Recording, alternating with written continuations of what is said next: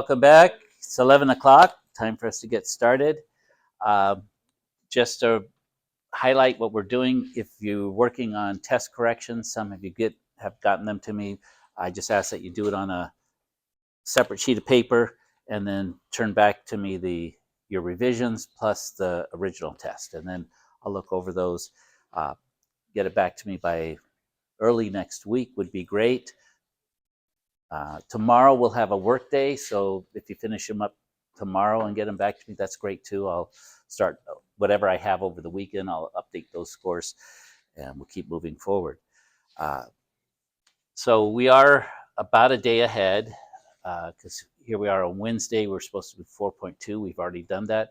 We're going to do 4.3, which will be sort of the last new stuff as far as probability goes. And then 4.4 is really more of it's questions that would be on the test because it's application. So I have it set up to make it a little more fun instead of just working through a test review. We're going to do it together. Try to make it a little game, maybe have some parting prizes or something. We'll see. But we'll do that on Monday. So plan for tomorrow will be a work day. So we can get working on you'll be able to address all of the homework quiz, test revisions, all that sort of stuff. And again, remember always you can come back here to see where we're at as far as the schedule, and then we'll be right on track.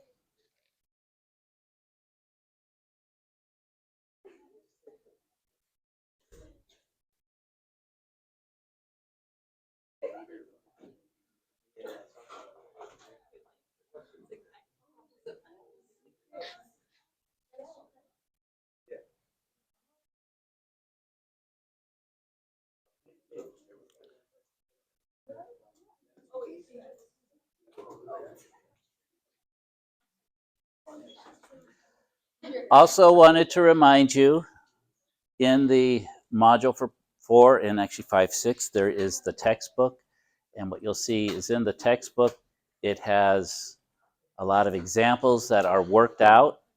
Let me see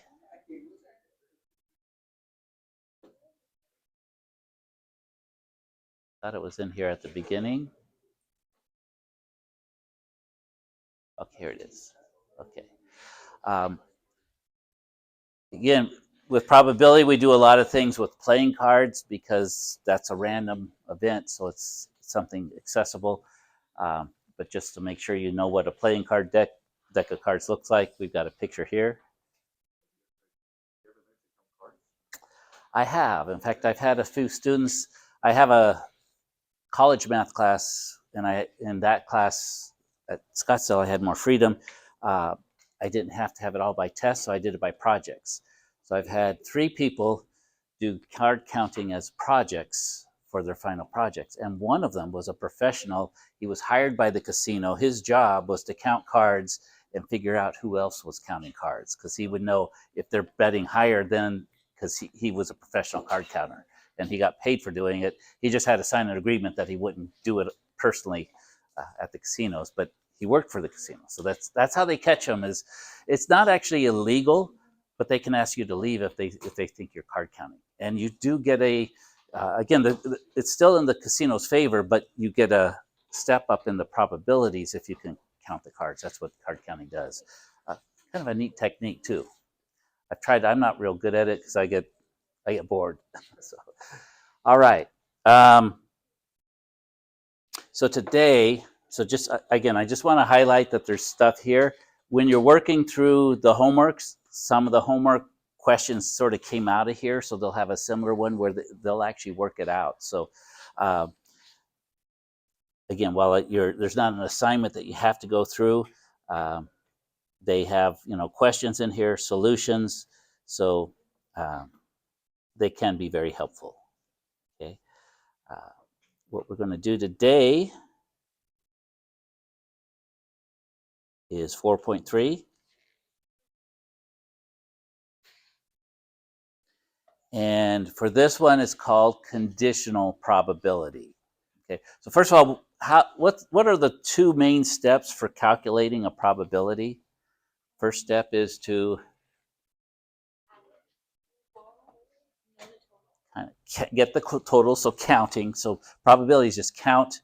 Again, we're counting the whole sample space. That's what is in the bottom of the fraction, and we're counting the events. How many times the event happens in that sample space. So it's really just counting. And then so the second part, once we have those two things counted, we just divide them. That's all there is to probability. However, we throw in a few little extra things of what we can do with probability. And conditional probability does this because sometimes we have additional information. Okay, so that's what a condition is. We know something has either already happened or we're going to look at it, and that can change the probabilities because of that extra information. So when we know something has already happened, that's a conditional probability. So conditional probability is probability of the event occurring given that something else has already happened, right? So we know something. Again, we think about what's the probability of getting in an accident if it's just started raining, streets are wet. It's, you drive more carefully, hopefully, when it's wet out there. The people if you're the passenger, make sure your driver is a little bit more careful. I have to get on my brother sometimes. He thinks he's invincible. He drives a forklift too, and he can drive fast backwards. But I said, when I'm in the car, just slow it down a little bit, okay? And so the notation we use for that is, and again, a lot of times with math, it can seem like, wow, is this strange stuff from outer space, or what is this? It's just symbols that get made up. So when we see P, B, line A, that's red. The P stands for probability. And so it's the probability that event B is going to occur, probability of B, and B is some event. Again, we just label it that way. Given that A, and again, the given A, that's what this line really just means, is given. It means that A has already happened. We know A happened. So now what's the probability of B happening? Okay. And a lot of times it's different than just what's the probability of B. Sometimes it's not. We're going to see that gives us two things. Either they're independent or dependent. Okay.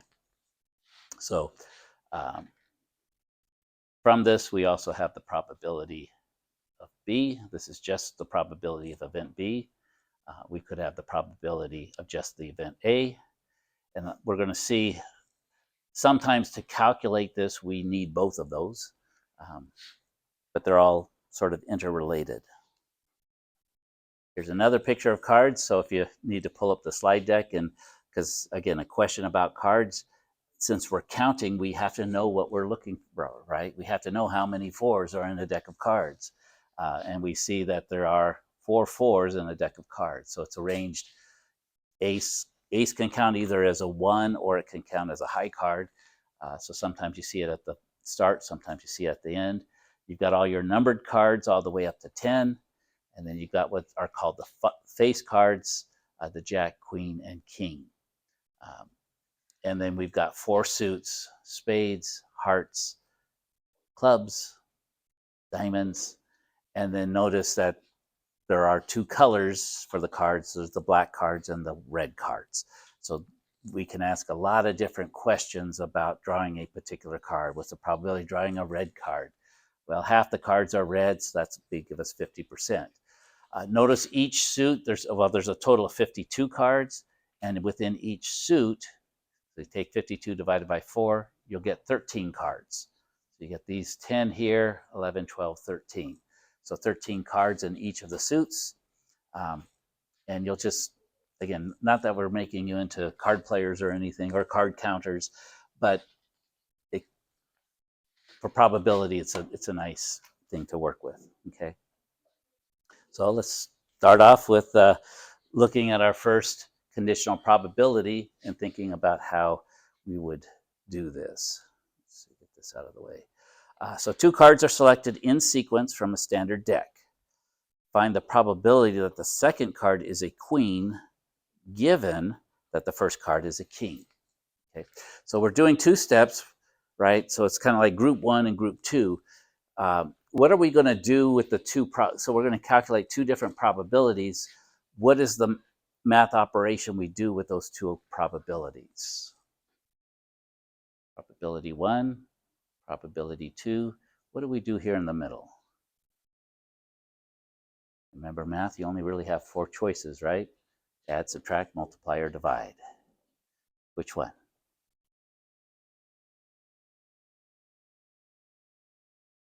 Divide. We would divide to get them. We add if it's an or probability. That's what we were doing yesterday. We multiply. Yeah, so I got a few tries. So most of the time when we've got two things going, this is the multiplication principle. Something happens and then the next thing happens. So this is going to be the multiplication principle. The only time we got the addition is when it's an or probability. So notice this is probability that the second card is a queen. This is a conditional because you'll see the word given. So something has been given. So this, we've got or probabilities. We did those yesterday, and that's we add and then we subtract off any overlap, if whether they're mutually exclusive or not, right? If and today we're going to look that we're always going to be multiplying, but what happens today is whether two things, the two events are independent or dependent. It depends upon the calculation, but we will always be multiplying. Okay, we're going to see this is dependent because find probably the second card is a queen given the first card is king. Two cards are selected in sequence from a standard deck. Now they don't tell us whether the card is replaced, but we'll assume that once it's selected, it's not returned. It's put face up and put there somewhere. So let's first think, what is the probability of this first thing happening? Find the probability that the second card is a queen, given that the first card is a king.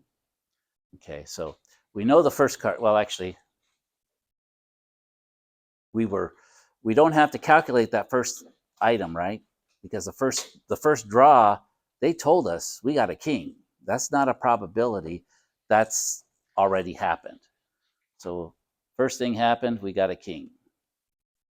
So now when we go to calculate, we've been given that. How do we calculate the probability that the second card is a queen?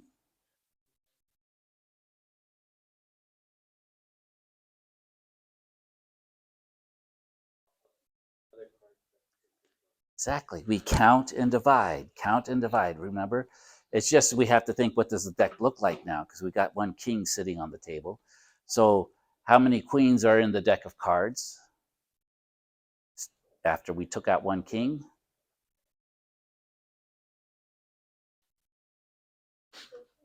How many queens? 1, 2, 3, 4. We didn't take any out. There's still all four in there, aren't they? Okay, so there's still four queens in there. So there's four queens, but how many cards are in the deck? We started good. We started with 52. We took one out. Now there's only 52 or 51. Sorry. Yes, thank you. Okay. That's conditional probability. Okay. Just changed it a little bit. Usually we would do 4 divided by 52 if nothing else had happened, right? But since one card had been taken out, king, it doesn't matter what really, any card, it's 51. Now, had a queen been taken out, then it would have been 3 out of 51. And then, so, the probability of getting two queens in a row, given that the first is a queen, that's, but just again, think each time you're counting how many are left out of how many cards, and that you'll have conditional probability just down.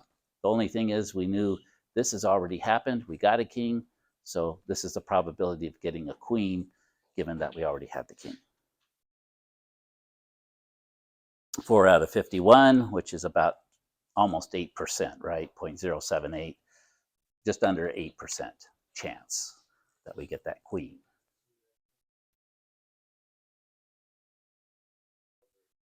You got it. And that's what, when people who play poker or play cards, they have these things sort of in their minds, and they're thinking, okay, got to get a queen. Well, I got an 8% chance, so it's not great, but it could happen. It's better than 1%, right? So yes, that's people are good at card playing.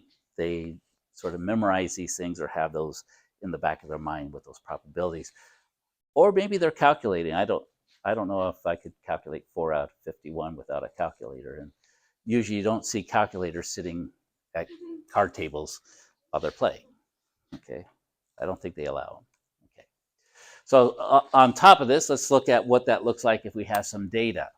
Okay, this table shows results of a survey, 970 adults, and you can kind of see the total there. So we see a couple places where we get these totals. Were asked whether they had ever ridden as a passenger in a self-driving vehicle. How about any of you? Ever driven a?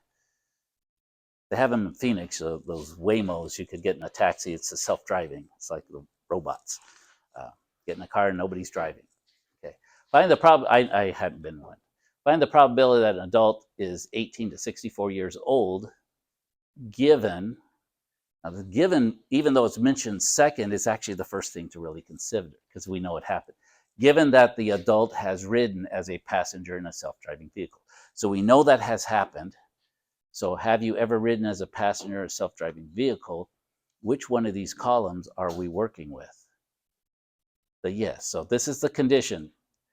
In our world, this does not exist. We just can cross it out because we know this, whoever we're choosing from has written in it. So we just know the yes column. And so now what do we want? We want to find the probability that the adult is 18 to 64. That's this one here. So it's now, this probability is going to be 202. What is it divided by?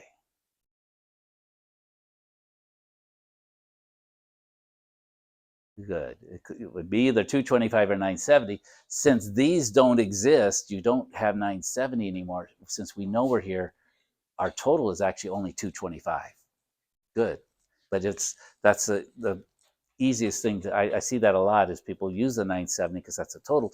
But in conditional probability, we know that basically part of the problem couldn't happen. These other guys over here don't exist anymore. So this is out of 225. So notice that's a completely different question than if we didn't know this, right?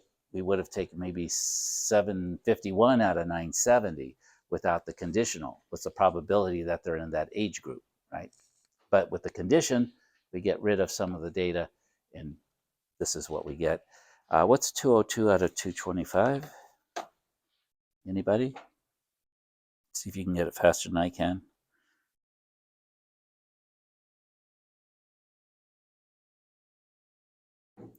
202 divided by 225. Yeah, I'd round it to 0.90, 90%. There's a 90% chance.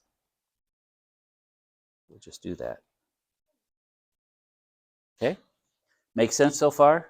So conditional is just, again, I told you, probability is just about how you count. Each one of the different steps, basically you're just counting differently because of information we know, okay, or the way the question's asked. Oh, there it is. It was right there. Didn't even have to use the calculator, but oh well. Now, what we can use this for, this conditional probabilities, is we can see whether two events are independent or dependent. Independent means one happens and it doesn't change what happens with the other, right? That's what independent is. I don't care what they think, I'm just doing what I'm going to do. So the probabilities don't change. They are dependent when the probabilities change. If one happens and the probabilities change, right? Like, again, driving is more dangerous when it's raining or snowing, or certain things have happened, then the probability of certain things happen change. And so what it's saying is that the conditional probability, so this one's saying the fact that A happened does not change the probability of B happening. It's the same. This one's saying, again, notice it's backwards, but it's saying that the probability of A, given that B happened, is the same as the probability of A, regardless of B happening. So B does not influence A does not influence B.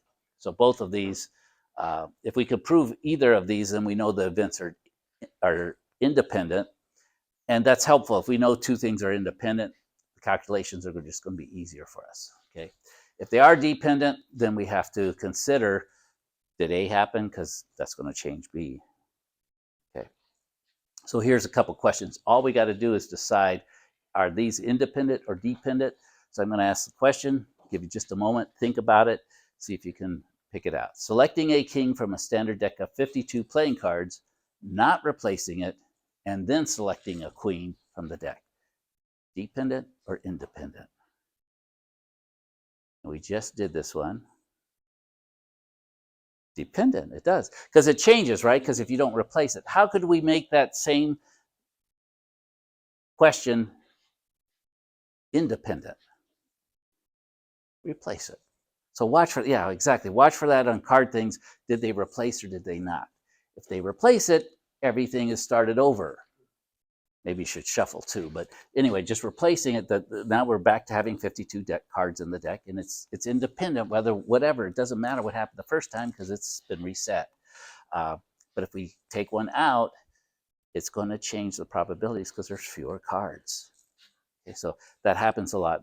Another thing they do a lot, probability, is drawing colored marbles out of a bag. And again, if you don't replace them, that's automatically going to be dependent.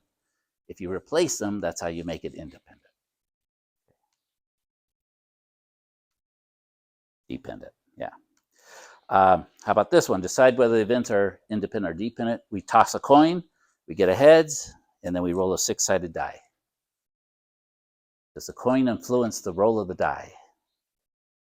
Not unless they're magnetized or so, I don't know. Yeah, if they're regular working things, it doesn't matter. You could get a heads or a tails that shouldn't influence what's happening with the die. Okay, so these are independent events. Okay.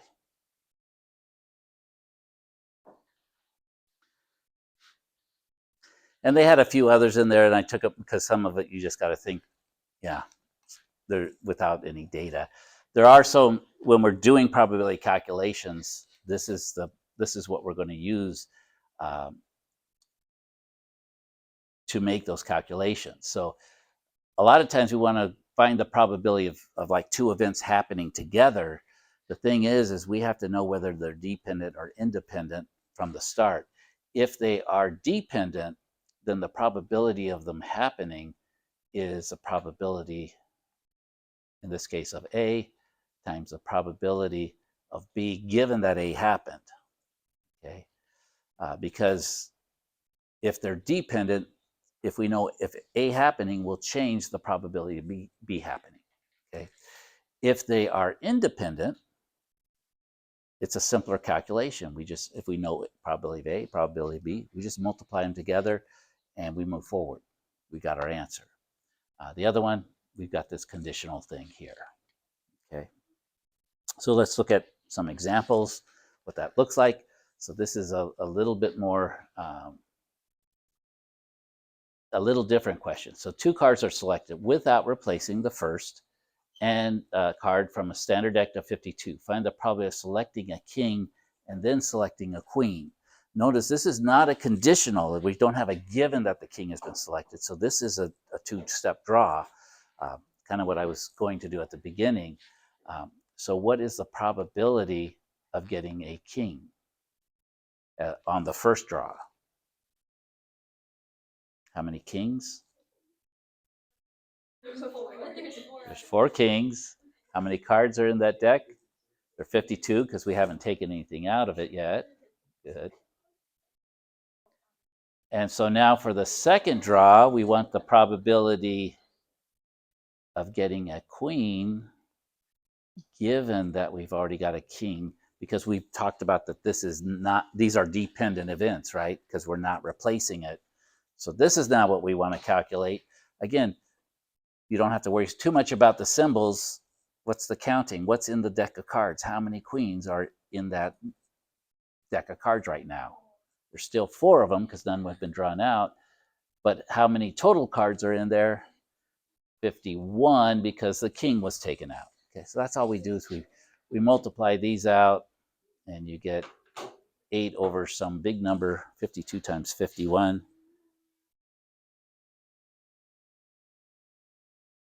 2,652. And notice this is a different probability. In fact, what is that? That's 8 divided by 2,500, 2,652. I come up with 0.0030.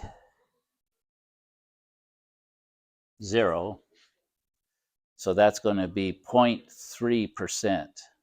Remember when we did this as a conditional of what's the probability if we were given the king and then drawing a queen? That was 8%, right? But now as a conditional, we need two things to happen. We need to get the king first and then the queen. That's less, that's 0.3%, less than 1%. So this is what I mean about probabilities and by extension statistics. Things will change on you. Okay, so the way they word this, they seem very similar, but this is not a conditional. This is two things happening. Okay. First card is not replace, events are dependent. Okay. A coin is tossed and a die is rolled. Find the probability of tossing a head and then rolling a 6. Okay. Again, first step is what's the probability of tossing a head? 50% or 1 out of 2, right? 1 out of 2. And then what's the probability of rolling a 6 on a die? So how many 6s are on a die? Out of how many total? And we multiply them. We know these are independent, or at least we've decided that. And again, you could do it through testing, but yeah, it would make sense that flipping the coin and then rolling the dice doesn't affect each other. So that would be a 1/12 probability. Okay.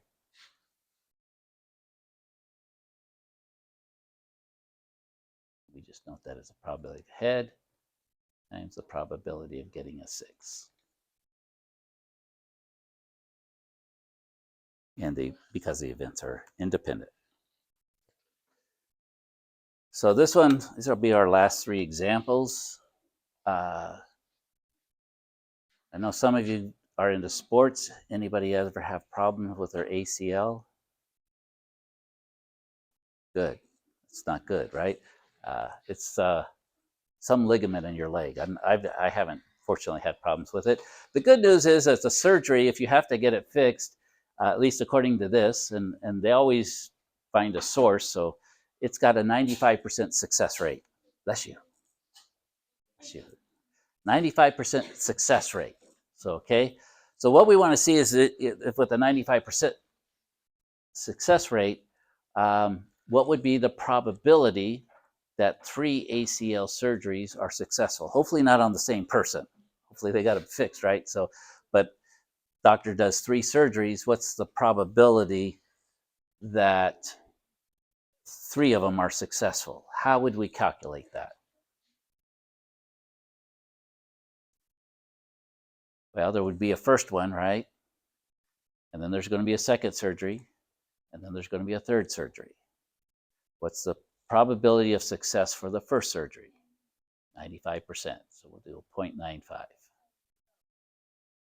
Good. And so this is our multiplication principle because it's not an or probability. Just remember, just about everything's going to be multiplied. The only thing that isn't multiplied is or probabilities. So yeah, we're just going to multiply them. Now, is the second surgery dependent or independent from the first? It would be independent because they're different people, maybe even different surgeons. And what we find is that each one has a 95% chance. So they are independent. Just because the first one either worked or didn't work shouldn't affect the second. Again, we might be wrong. Must be some dust in this air. And so then the third surgery, 95%, does that make sense? It's still, it's because it's independent of the other 2, so we don't have to change it. So yeah, we just multiply them all together.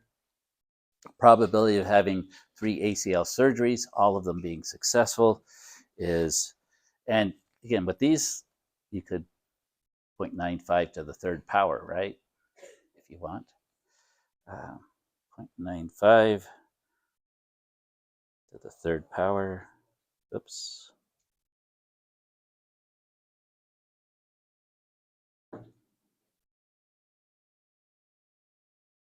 I come up with 0.857.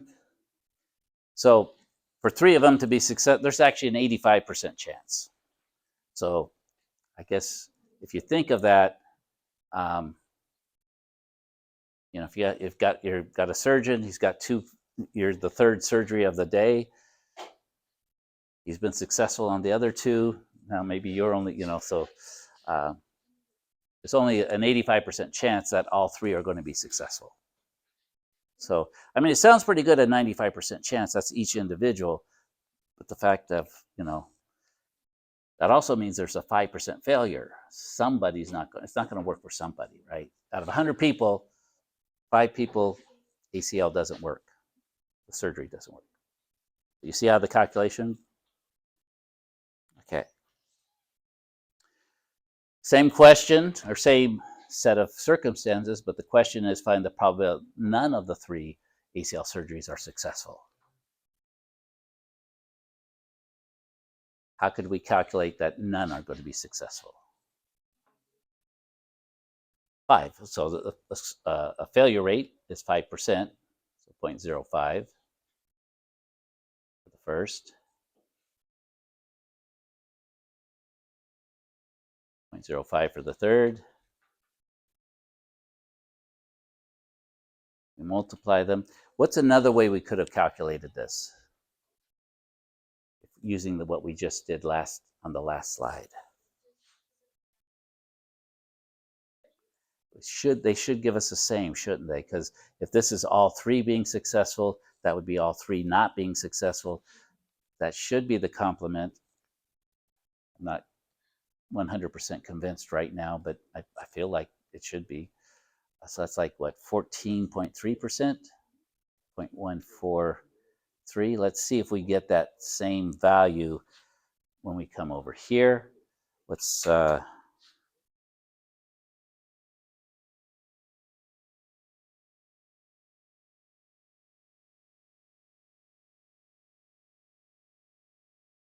yeah, maybe it's not. Sometimes, yeah. See, I get a 1.25 e to the minus 4. What does that minus 4 mean?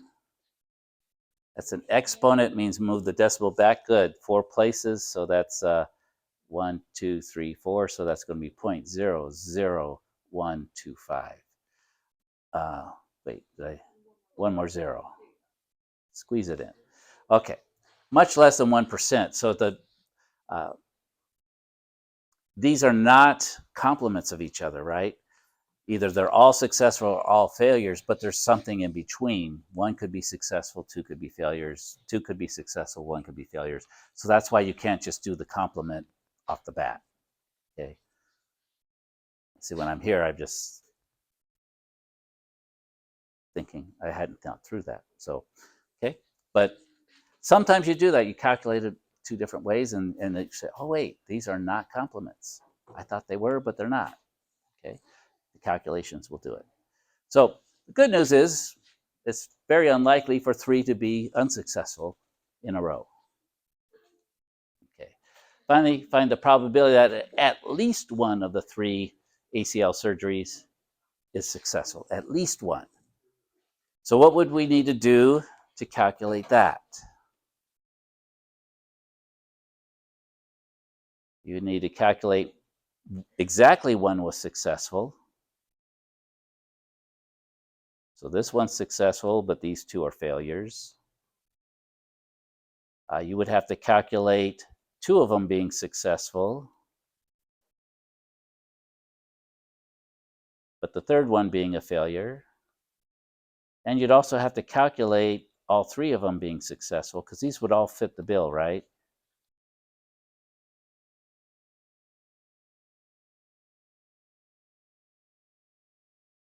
And then we would have to add these all together, okay? Which is a lot of work. The other part is we'd have to, maybe the first one was unsuccessful, but the second one wasn't. So there's actually combinations of these, which we'll talk about a little bit later. So this isn't actually all the work. But when you see this word, at least, actually, I guess this phrase, at least one, that's 3 words, 1 phrase, okay? At least one, that's the complement of what?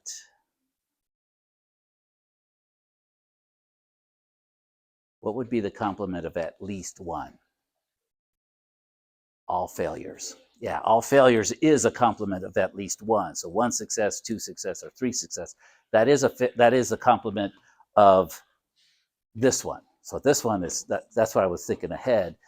All I got to do is I got to just subtract 1 from this, right? So 0.00125, much easier. This is what I was talking about. Like on my test, I was doing the hard way. I was trying to count all these different things when all I needed to do was get the complement. And again, since we've already calculated this, right, it's a very high probability that at least one's going to be calculated. Something like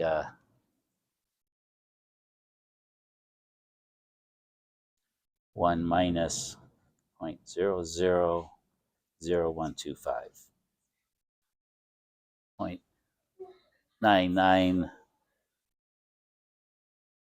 0.999875.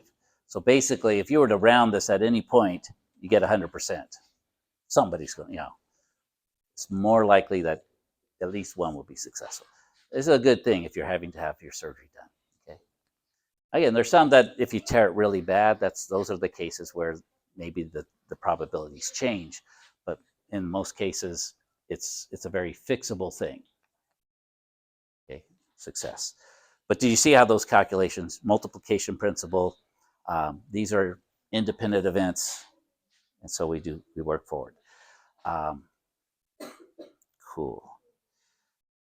So now this is a little more involved, so we'll need you to follow along and pay attention to what we're going to do here, because otherwise it's easy to get lost.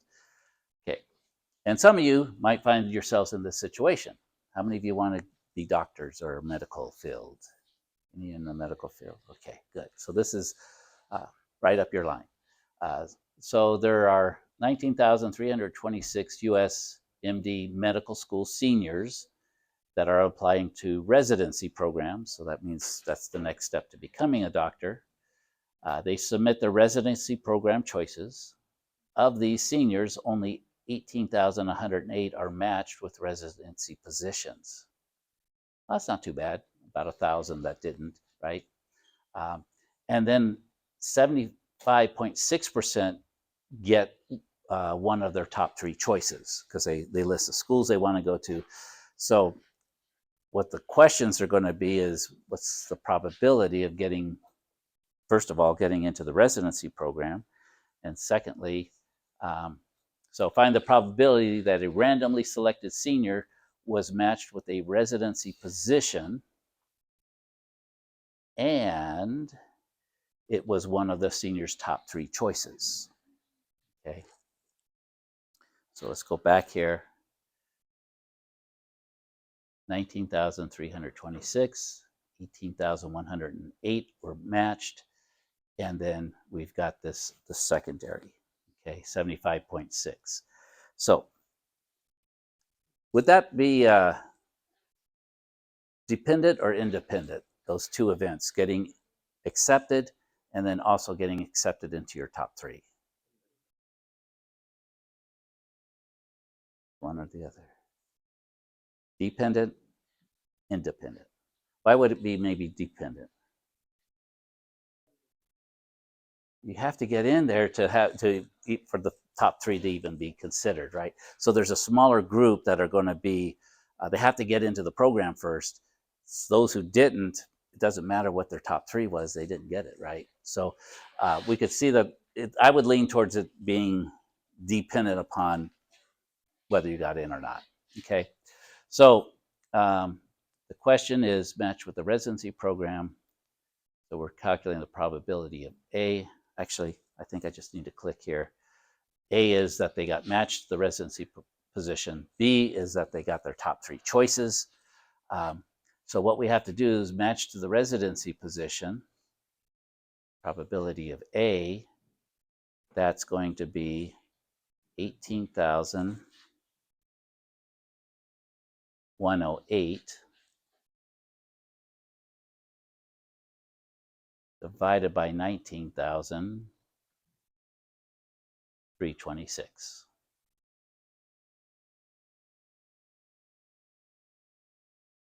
Okay. And then we're going to multiply that. I can't remember where my spaces are. So we've got the probability of A.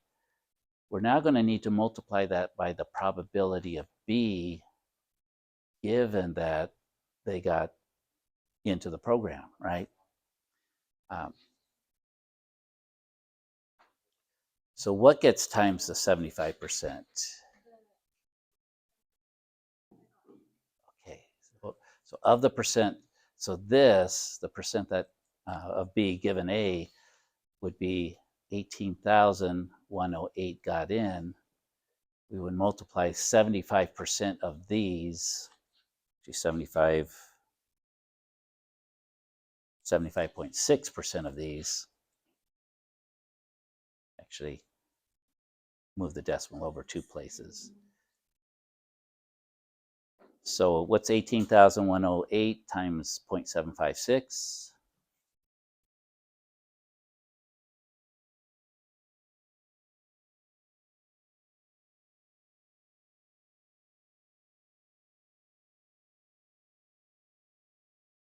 $13,689. Although after I'm doing this, I think, yeah, we'll just round it to that, or leave it at that. How many, so the probability of B given A, this is how many got their secondary choice out of how many? Well, since it's we know A happened, remember, we're down to a lower percentage here. And actually, I'll see after I did all of that, this is going to come out to be 0.756. So we could have saved ourselves some time, but 1,800,108 divided by 19,326. So that's the probability of A happening, and the probability that B happens given that A happens, 13,689 divided by 18,108. And when you're multiplying fractions, you can cross cancel. These two numbers are the same. So it's the 13,689 out of 19,000.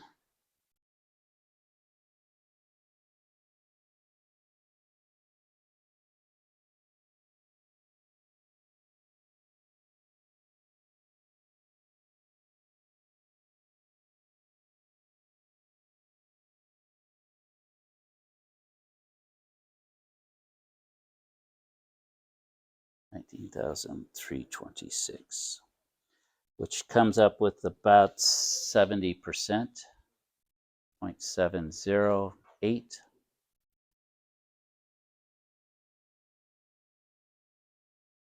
Okay. So while those who get in, 75% of them get their top 3, if you took it out of the whole group, only 70% are getting in and getting their top 3. It means 30% either didn't get in or they got in but didn't get their top 3. Okay, so that's the way of thinking of it. So that's what we calculated. Find the probability that a randomly selected senior that was matched to a residency program did not get matched with one of the senior's top 3 choices. So this is a conditional, right? Because we know they got in. We know they got in. So I think we've already calculated this. We know they got in, so we know they're in this group. We know this is the percent that get in or get their top 3 choices. So what percent would not get their top? 24.4, I think. Did I do that right? That'll give you one, carry it over. I think, yeah. Did not. Okay. So what we need to do is take the 24% times what we know already happened, 24% of them, and that will give us our number, 18,108.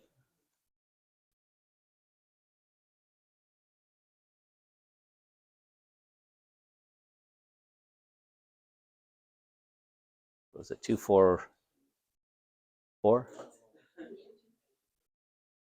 And that'll tell us that amount.